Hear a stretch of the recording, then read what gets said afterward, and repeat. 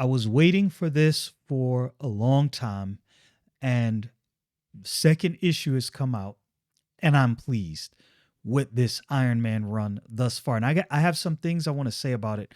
I've seen some other reviews, not of this book specifically, but of the first one, and some good critiques. But I think this book, I think Joshua Williamson does something really well that the rest of the industry, in my humble opinion, can take notice when it comes to writing a good comic book.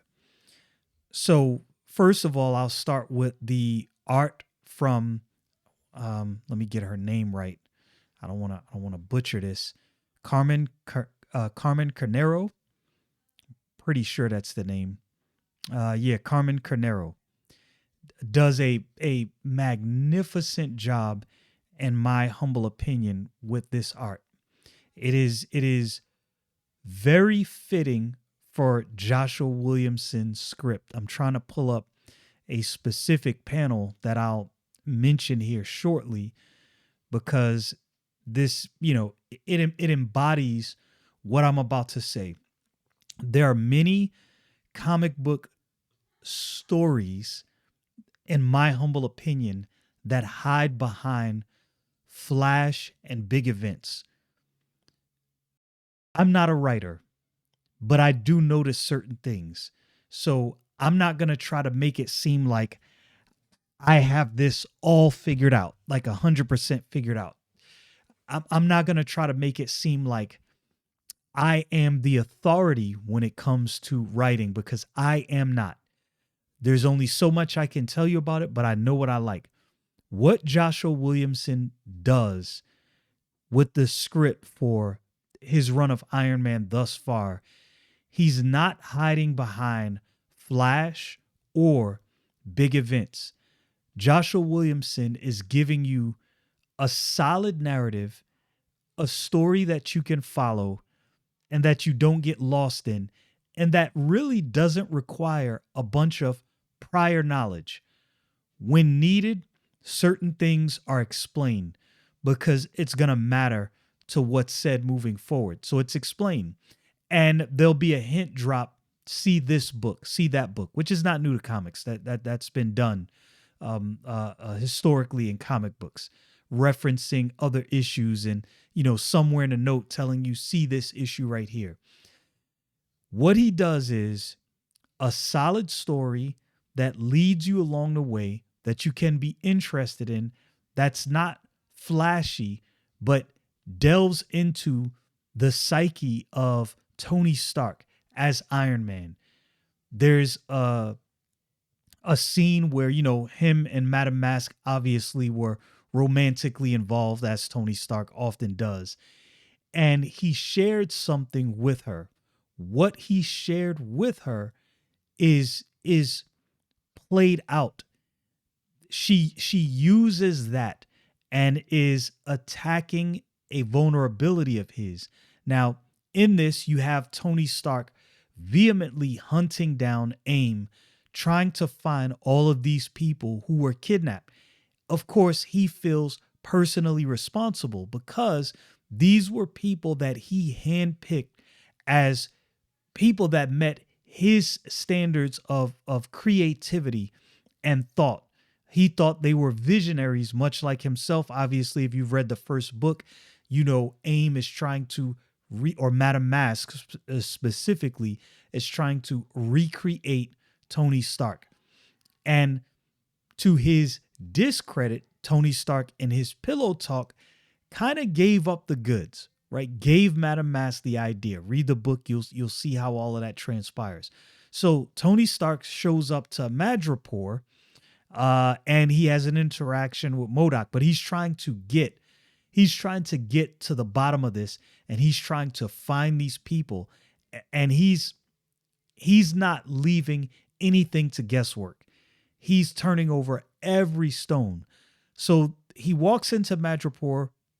This is like what's the best way to explain it? I think they actually explained it in a book. This is the criminal state, a state, a country for criminals, right? A gangland.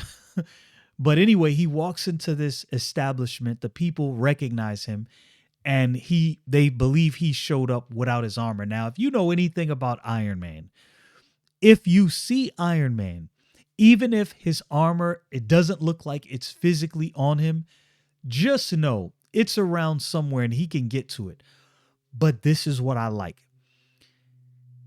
Joshua Williamson chose this moment to show off the fighting ability of Tony Stark versus automatically having the armor show up at that time. And this is the one panel in this book that I will show you because I just believe it was done so well. So obviously this is where, he's walked into this establishment. Let me increase this size a little bit. Oh, that was a little too much. Back a little bit. Okay. He walks into this establishment. Of course, this is the guy, big burly dude running a place, all criminals. Walking into my joint without your armor was a mistake.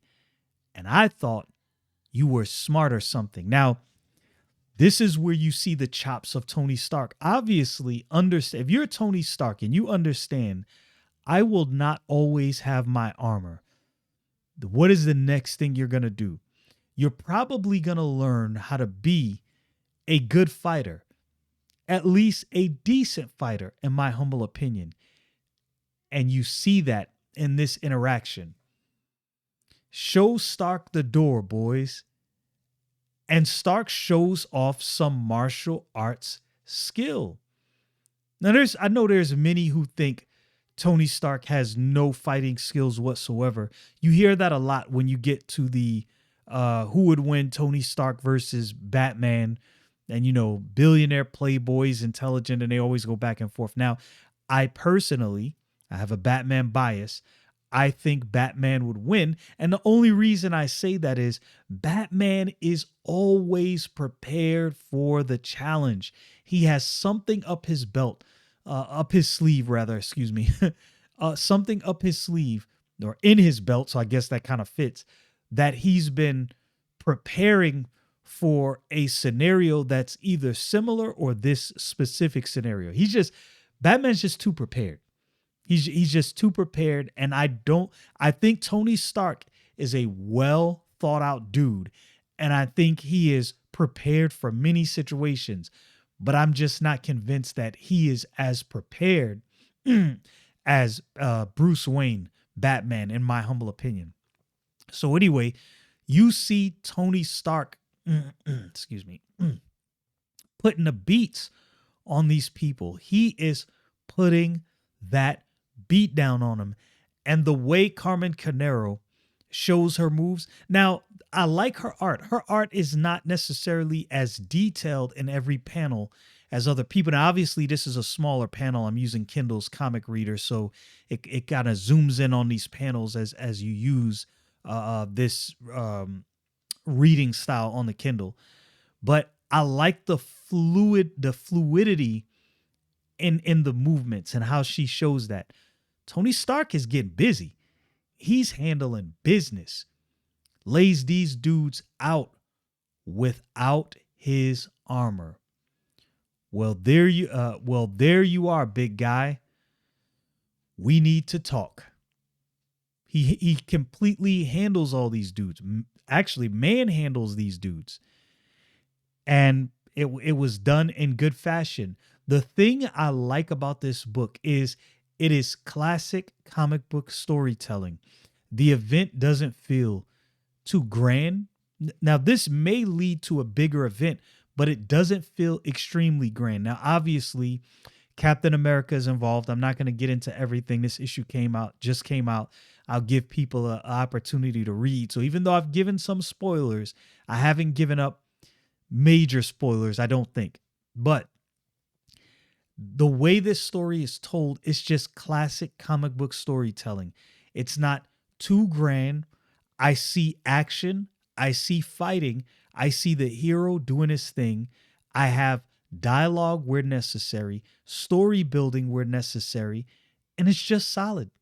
Not everything has to be, and I said this before, not everything has to be just a complete mind-blowing experience. Although it is highly probable that Joshua Williamson is building toward a big payoff. That is very possible, and I would say even likely.